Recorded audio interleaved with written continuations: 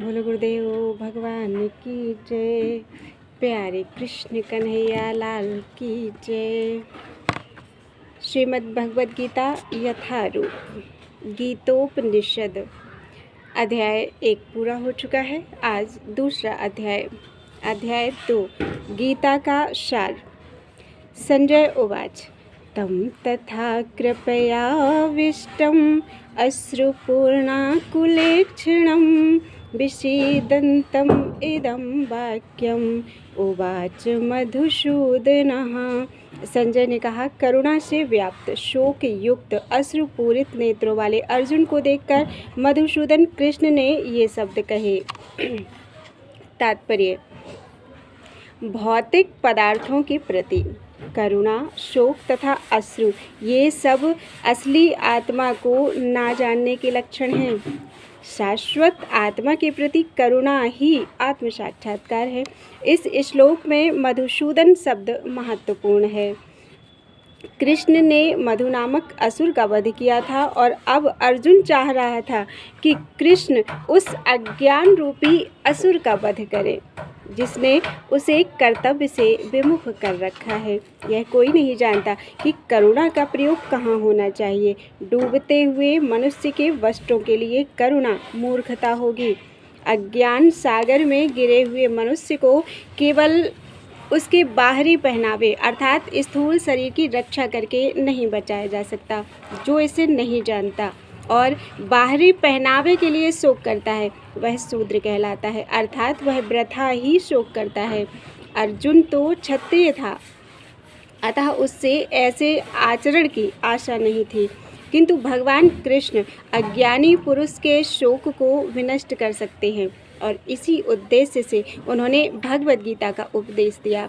यह अध्याय हमें भौतिक शरीर तथा आत्मा के वैश्लेषिक अध्ययन द्वारा आत्म साक्षात्कार का उपदेश देता है, जिसकी व्याख्या परम अधिकारी भगवान कृष्ण द्वारा की गई है।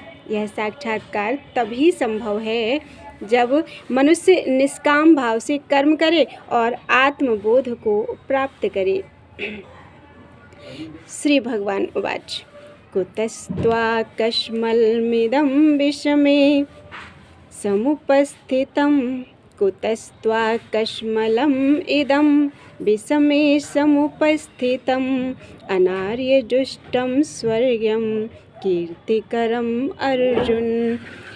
श्री भगवान ने कहा, हे अर्जुन, तुम्हारे मन में यह कलमश आया कैसे? यह उस मनुष्य के लिए तनिक भी अनुकूल नहीं है जो जीवन के मूल्य को जानता हो।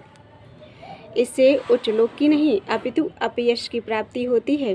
तात्पर्य: श्री कृष्ण तथा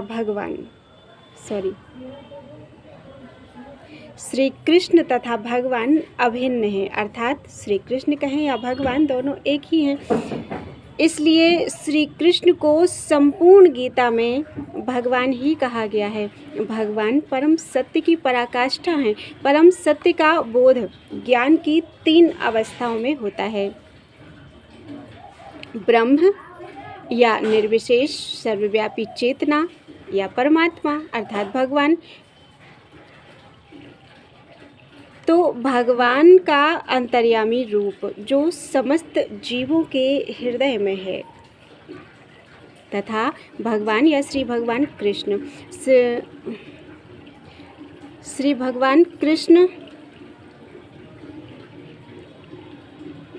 श्रीमद् भागवत में परम सत्य की यह धारणा इस प्रकार बताई गई है: वदन्ति तत्तत्त्ववेदस्तत्त्वं यज्ज्ञानम् अद्वयं ब्रह्मेति परमात्मेति भगवानिति शब्द्यते।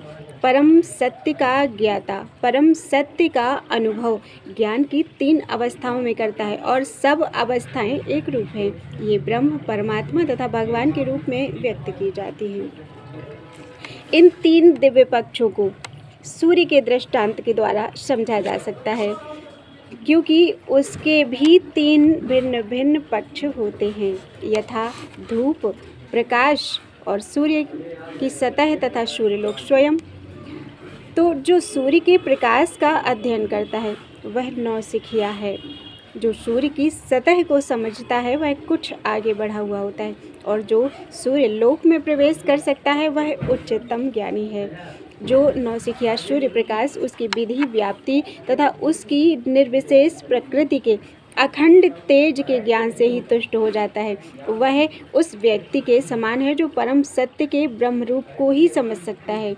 जो व्यक्ति कुछ अधिक समझ सकता है वह सूर्य के गोले के विषय में जान सकता है, जिसकी तुलना परम सत्य के परमात्मा स्वरूप से की जाती है।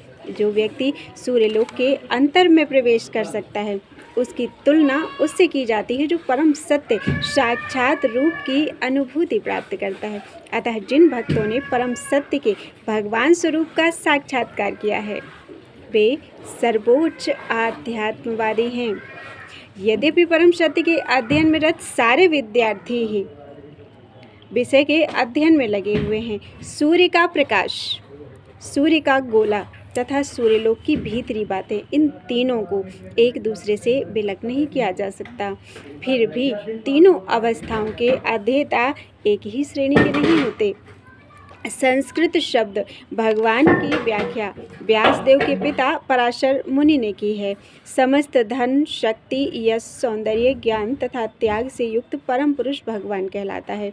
ऐसे अनेक व्यक्ति हैं जो अत्यंत धनी हैं, अत्यंत शक्तिमान हैं, अत्यंत सुंदर हैं और अत्यंत विख्यात विद्वान तथा विरक्त भी हैं, किंतु कोई साधिकार यह नहीं कह सकता कि उसके पास सारा धन, शक्ति आदि है। एकमात्र कृष्ण ही ऐसा दावा कर सकते हैं, क्योंकि वे भगवान हैं।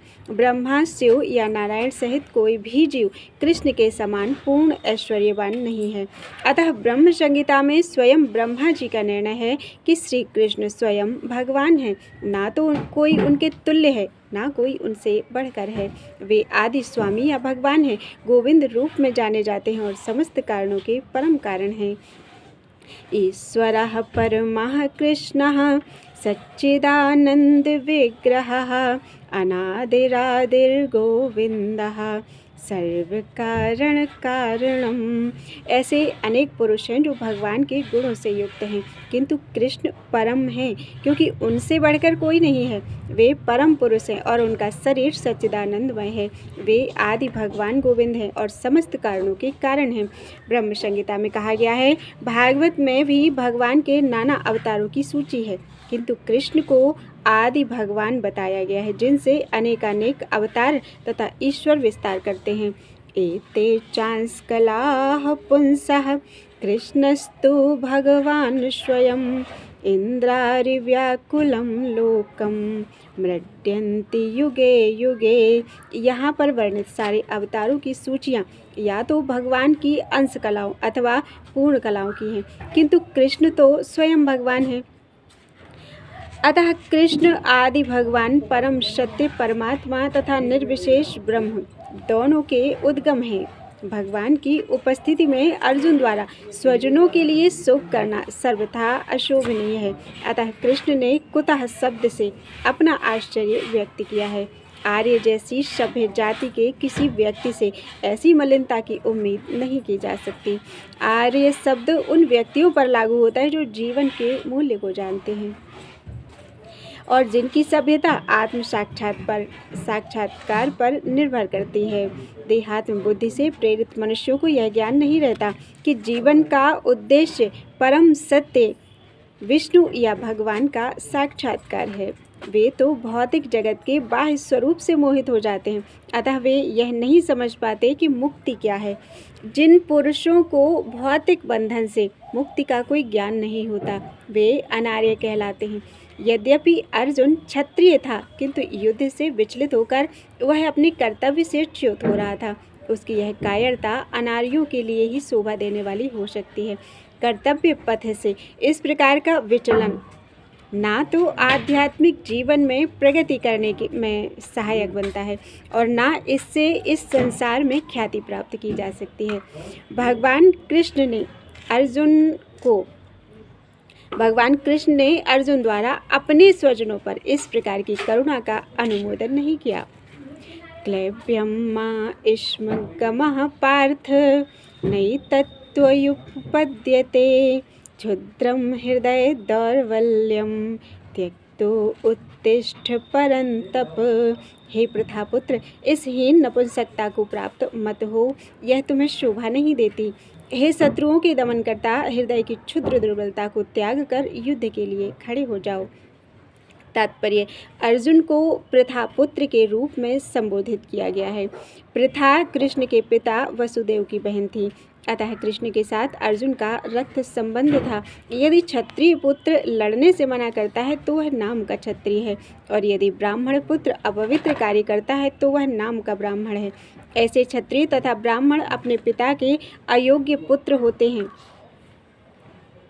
अतः कृष्ण यह नहीं चाहते थे कि अर्जुन अयोग्य क्षत्रिय पुत्र कहलाए। अर्जुन कृष्ण का घनिष्ठतम मित्र था और कृष्ण प्रत्यक्ष रूप से उसके रथ का संचालन कर रहे थे। किंतु इन सब गुणों के होते हुए भी यदि अर्जुन युद्ध भूमि को छोड़ता है तो वह अत्यंत निंदनीय कार्य करता है। अतः कृष्ण ने कहा कि ऐसी प्रवृत्ति अर्जुन के व्यक्तित्व को शोभा नहीं देती। अर्जुन यह तर्क कर सकता था कि वह परम पूज्य भीष्म तथा स्वजनों के प्रति उदार दृष्टिकोण के कारण युद्धभूमि छोड़ रहा है, किंतु कृष्ण ऐसी उदारता को केवल हृदय दौर्बल्य मानते हैं। ऐसी झूठी उदारता का अनुमोदन एक भी शास्त्र नहीं करता। अतः अर्जुन जैसे व्यक्ति को कृष्ण के प्रत्यक्ष निर्देशन में ऐसी उदारता या तथाकथित अहिंसा का परित्याग कर देना चाहिए। अर्जुन उवाच कथं भीष्म अहं संख्ये द्रोणं च मधुसूदन ईशुभिः प्रतियोत्स्यामि पूजार्हा वरिसूदन।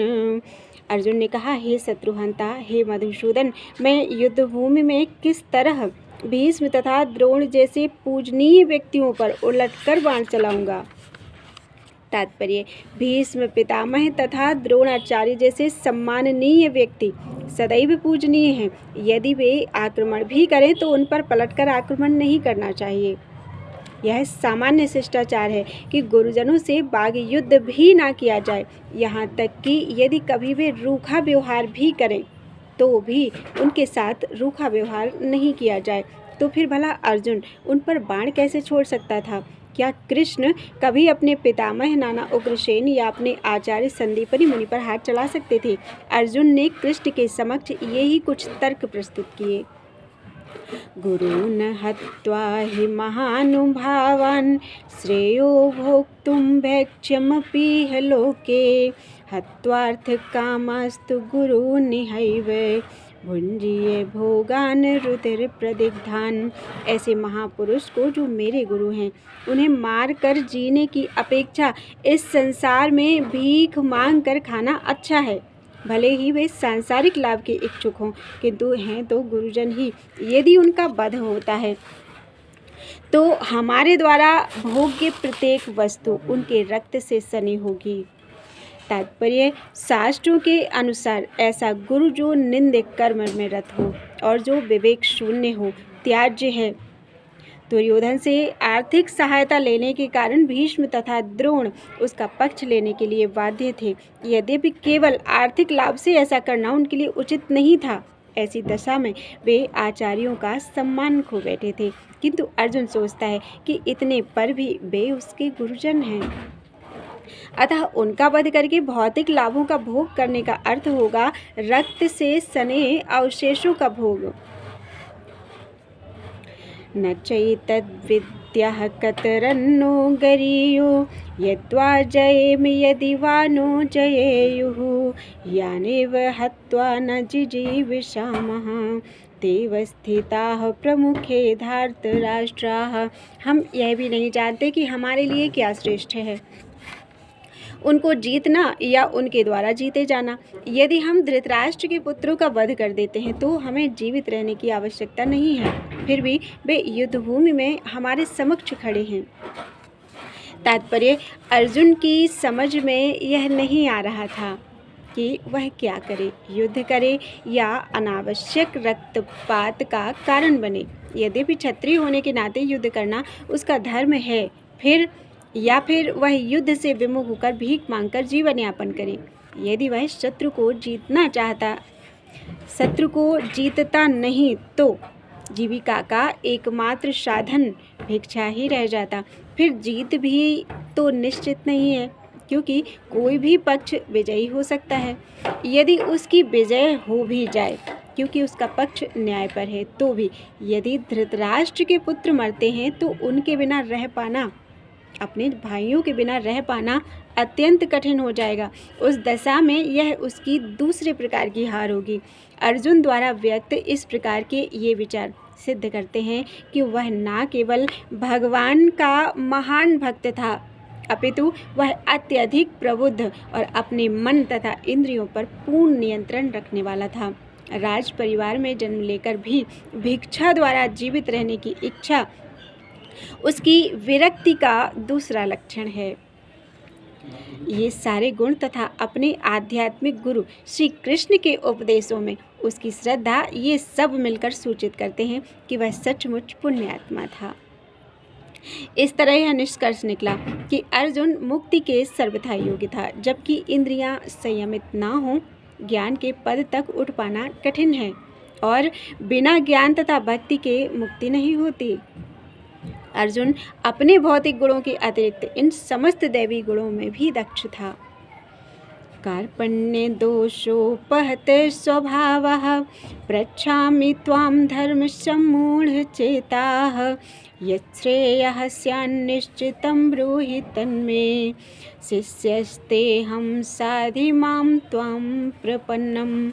अब मैं अपनी कृपण दुर्बलता के कारण अपना कर्तव्य भूल गया हूँ और सारा धैर्य खो चुका हूँ। ऐसी अवस्था में मैं आपसे पूछ रहा हूँ कि जो मेरे लिए श्रेयस्कर हो उसे निश्चित रूप से बताएं। अब मैं आपका शिष्य हूँ और आपका शरणागत हूँ, कृपया मुझे उपदेश दीजिए। तात्पर्य, यह प्राकृतिक नियम है कि भौतिक कार्यकलाप की प्रणाली ही हर एक के लिए चिंता का कारण है।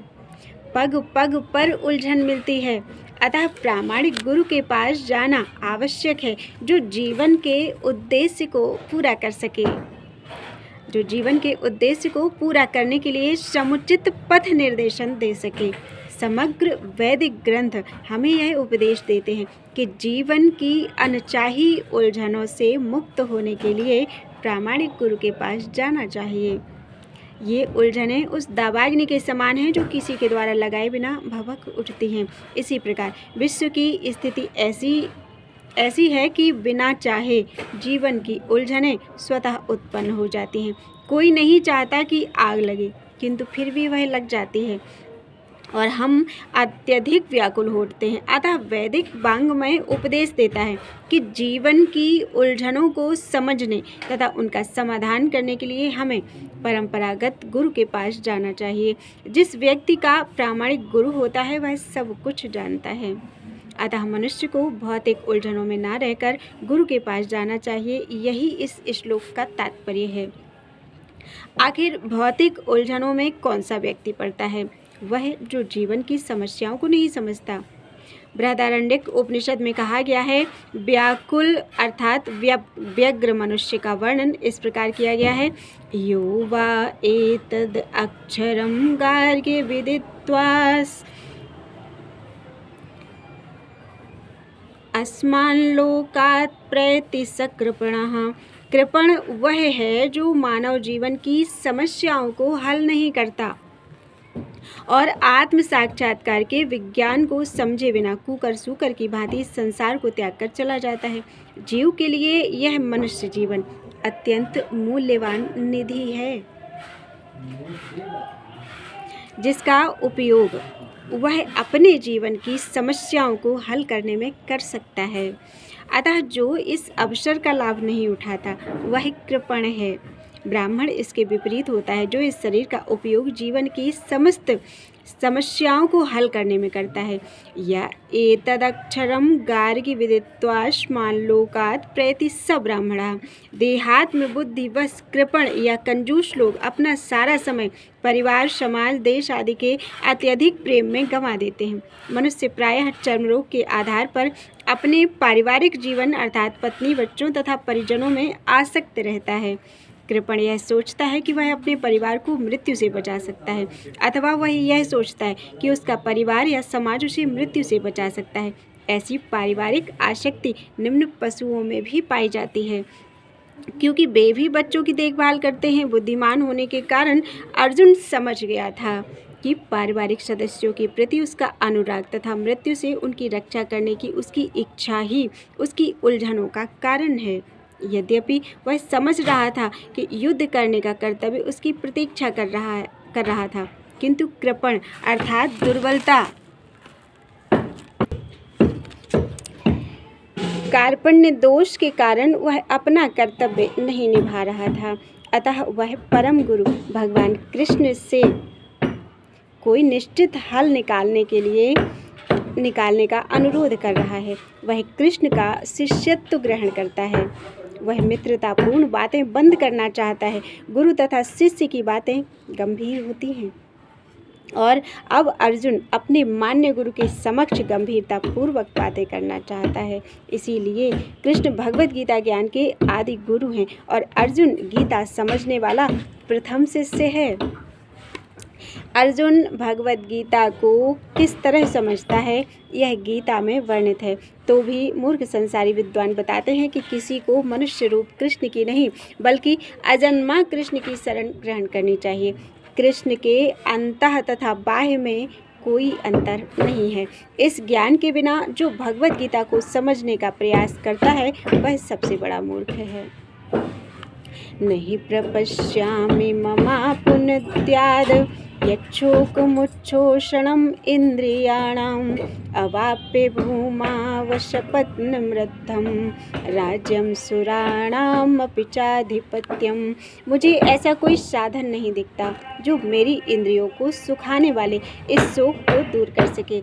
स्वर्ग पर देवताओं के आधिपत्य की तरह इस धन धान्य संपन्न सारी पृथ्वी पर निष्कंटक राज्य प्राप्त करके भी मैं इस शोक को दूर नहीं कर सकूंगा। तात्पर्य, यद्यपि अर्जुन धर्म तथा सदाचार के नियमों पर आधारित अनेक तर्क प्रस्तुत करता है, किंतु ऐसा प्रतीत होता है कि वह अपने गुरु भगवान श्री कृष्ण की सहायता के बिना अपनी असली समस्या को हल नहीं कर पा रहा है। वह समझ गया था कि उसका तथाकथित ज्ञान उसकी उन समस्याओं को दूर करने में व्यर्थ है जो उसके सारे अस्तित्व अर्थात शरीर को सुखाए दे रही थी। उसे इन उलझनों को भगवान कृष्ण जैसे आध्यात्मिक गुरु की सहायता के बिना हल कर पाना असंभव लग रहा था। शैक्षिक ज्ञान, विद्वता, उच्च पद, ये सब जीवन की समस्याओं का हल करने में व्यर्थ हैं। यदि कोई इसमें सहायता कर सकता है तो वह है एकमात्र गुरु। अतः निष्कर्ष यह निकलता है कि गुरु जो 100% कृष्ण भावना भावित होता है वही एकमात्र प्रामाणिक गुरु है और वही जीवन की समस्याओं को हल कर सकता है। भगवान चैतन्य ने कहा है कि जो कृष्ण भावनामृत के विज्ञान में दक्ष हो, कृष्ण तत्ववेत्ता हो, चाहे वह जिस किसी जाति का हो, वही वास्तविक गुरु है। किवा विप्र किवा न्यासी शूद्र के नय यही कृष्ण तत्ववेत्ता से गुरु है। कोई व्यक्ति चाहे वह विप्र वैदिक ज्ञान में दक्ष हो, निम्न जाति में जन्मा शूद्र हो या कि सन्यासी, यदि वह कृष्ण के विज्ञान में दक्ष है, कृष्ण तत्ववेत्ता है, तो वह यथार्थ प्रामाणिक गुरु है। चैतन्य चरितामृत में कहा गया है, अतः कृष्ण तत्ववेत्ता हुए बिना कोई भी प्रामाणिक गुरु नहीं हो सकता। वैदिक साहित्य में भी कहा गया है कि सटकर्म निपुणो विप्रो मंत्र तंत्र विशारदः अवैष्णवो गुरुर्न स्याद् वैष्णवः स्वपचो गुरुः। विद्वान ब्राह्मण भले ही वह संपूर्ण वैदिक ज्ञान में पारंगत क्यों न हो, यदि वह वैष्णव नहीं है या कृष्ण भावनामृत में दक्ष नहीं है तो गुरु बनने का पात्र नहीं है। किंतु शूद्र यदि वह वैष्णव या कृष्ण भक्त है तो गुरु बन सकता है। पद्म पुराण में कहा गया है, संसार की समस्याओं जन्म, जरा, व्याधि तथा मृत्यु की निवृत्ति धन संचय तथा आर्थिक विकास से संभव नहीं है। विश्व के विभिन्न भागों में ऐसे राज्य हैं जो जीवन की सारी सुविधाओं से तथा संपत्ति तथा आर्थिक विकास से पूरित हैं, किंतु फिर भी उनके सांसारिक जीवन की समस्याएं ज्यों की त्यों बनी हुई हैं। वे विभिन्न साधनों से शांति खोजते हैं, किंतु वास्तविक सुख उन्हें तभी मिल पाता है जब वे कृष्ण भावनामृत से युक्त कृष्ण के प्रामाणिक प्रतिनिधि के माध्यम से कृष्ण अथवा कृष्ण तत्व पूरक भगवद गीता तथा श्रीमद् भागवत के परामर्श को ग्रहण करते हैं। यदि आर्थिक विकास तथा भौतिक सुख किसी के पारिवारिक, सामाजिक, राष्ट्रीय या अंतर्राष्ट्रीय अव्यवस्था से उत्पन्न हुए शोकों को दूर कर पाते, तो अर्जुन यह ना कहता कि पृथ्वी का अप्रतिम राज्य या स्वर्गलोक में देवताओं की सर्वोच्चता भी उसके शोकों को दूर नहीं कर सकती।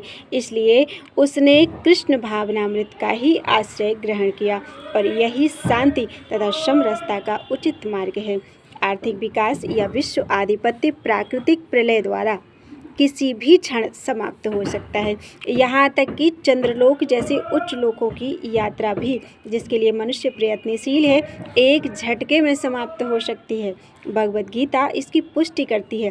क्षीणे पुण्य मर्त्य लोकम विशन्ति। जब पुण्य कर्मों के फल समाप्त हो जाते हैं तो मनुष्य सुख के शिखर से जीवन के निम्न स्तर पर गिर जाता है। इस तरह से विश्व के अनेक राजनीतिज्ञों का पतन हुआ है। ऐसा अधः पतन शोक का कारण बनता है। अतः यदि हम सदा के लिए शोक का निवारण चाहते हैं तो हमें कृष्ण की शरण ग्रहण करनी चाहिए, जिस तरह अर्जुन ने कृष्ण से प्रार्थना की कि वे उसकी समस्या का निश्चित समाधान कर दें, और यही कृष्ण भावनामृत की विधि है। संजय उवाच एवमुक्त्वा हृषीकेशं गुणाकेशः परन्तपः न योत्स्य इति गोविन्दम् उक्त्वा तूष्णीं बभूवः। संजय ने कहा, इस प्रकार कहने के बाद शत्रुओं का दमन करने वाला अर्जुन कृष्ण से बोला, हे गोविंद, मैं युद्ध नहीं करूँगा, और चुप हो गया। तात्पर्य, धृतराष्ट्र को यह जानकर परम प्रसन्नता हुई कि अर्जुन युद्ध ना करके युद्ध भूमि छोड़कर भिक्षाटन करने जा रहा है, किंतु संजय ने उसे पुनः यह कहकर निराश कर दिया कि अर्जुन अपने शत्रुओं को मारने में सक्षम है। परंतपः, यद्यपि कुछ समय के लिए अर्जुन अपने पारिवारिक स्नेह के प्रति मिथ्या शोक से अभिभूत था, किंतु उसने शिष्य रूप में अपने गुरु श्री कृष्ण की शरण ग्रहण कर ली थी, और इससे सूचित होता है कि शीघ्र ही वह इस शोक से निवृत्त हो जाएगा और आत्म साक्षात्कार या कृष्ण भावनामृत के पूर्ण ज्ञान से प्रकाशित होकर पुनः युद्ध करेगा। इस तरह धृतराष्ट्र का हर्ष भंग हो जाएगा। तमुवाच हृषीकेशः प्रहसन्निव भारत सेनयोर्भयोर्मध्ये विसीदन्तमिदं वचः। हे भरतवंशी धृतराष्ट्र, उस समय दोनों सेनाओं के मध्य शोकमग्न अर्जुन से कृष्ण ने मानो हंसते हुए ये शब्द कहे। तात्पर्य, दो घनिष्ठ मित्रों में अर्थात ऋषिकेश और गुणाकेश के मध्य वार्ता चल रही थी। मित्र के रूप में दोनों का पद समान था, किंतु इनमें से एक स्वेच्छा से दूसरे का शिष्य बन चुका था। कृष्ण हंस रहे थे क्योंकि उनका मित्र अब उनका शिष्य बन गया था। सबों के स्वामी होने के कारण वे सदैव श्रेष्ठ पद पर रहते हैं, तो भी भगवान अपने भक्त के लिए सखा, पुत्र, प्रेमी बनना स्वीकार करते हैं। किंतु जब उन्हें गुरु रूप में अंगीकार कर लिया गया तो उन्होंने तुरंत गुरु की भूमिका निभाने के लिए शिष्य से गुरु की भांति गंभीरतापूर्वक बातें की, जैसा कि अपेक्षित है। ऐसा प्रतीत होता है कि गुरु तथा शिष्य की यह वार्ता दोनों सेनाओं की उपस्थिति में हुई, जिससे सारे लोग लाभान्वित हुए। अतः भगवद गीता का संवाद किसी एक व्यक्ति, किसी एक समाज या किसी एक जाति के लिए नहीं है, अपितु भगवद गीता का संवाद सबों के लिए है, और उसे सुनने के लिए शत्रु या मित्र समान रूप से अधिकारी हैं। बोलो वृंदावन बिहारी लाल की जय। 10 श्लोक पूरे हो चुके हैं।